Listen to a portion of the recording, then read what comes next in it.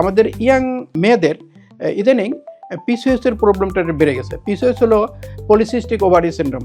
Polycystic ovary syndrome কিন্তু ব্রণ হয়, খুব সিভিয়ার ফর্মের ব্রণ হয়। পলিসিস্টিক ওভারি সিন্ড্রোম হলো একটা সিন্ড্রোম যেখানে মেয়েরা, ইয়াং মেয়েরা বিশেষ করে এই 12-13 বছর বয়স থেকে 30 বছরের মধ্যে এই সমস্যাটা হয়। পিসিওএস বলি আমরা, পলিসিস্টিক ওভারি সিন্ড্রোম।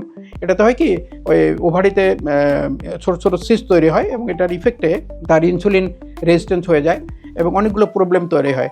তার মধ্যে তার ব্রণ বেড়ে যায়, তারপরে তার হার্সুটিজম হয়, মানে আনওয়ান্টেড মেল প্যাটার্ন হেয়ার হয়ে যায় এইসব জায়গায়।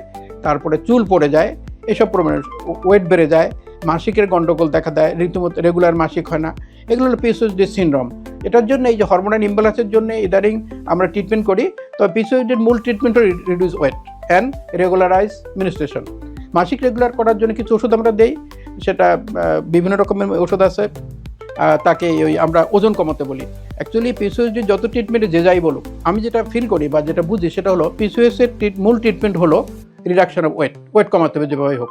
এখন মেয়েদের বলি যে ওয়েট কমান, ওয়েট কমায় আসো। ওয়েট কমাইতে গেলে সে কি খাওয়া দাওয়া বন্ধ করে দেয়, তাহলে অন্য প্রবলেম দেখা দেয়। কিন্তু শুধু খাওয়া দাওয়া বন্ধ করেই ওয়েট কমাইতে হবে এমন তো কোনো কথা নেই। হ্যাঁ, ডায়েট রেস্ট্রিকশন আর ডায়েট কন্ট্রোল কিন্তু এক জিনিস না। আমি বলি ডায়েট কন্ট্রোল করবে, কিন্তু সে করে কি খাবার কমায় দেয়, তাতে করে শারীরিক অন্য সমস্যা থাকে, এটা করা যাবে না।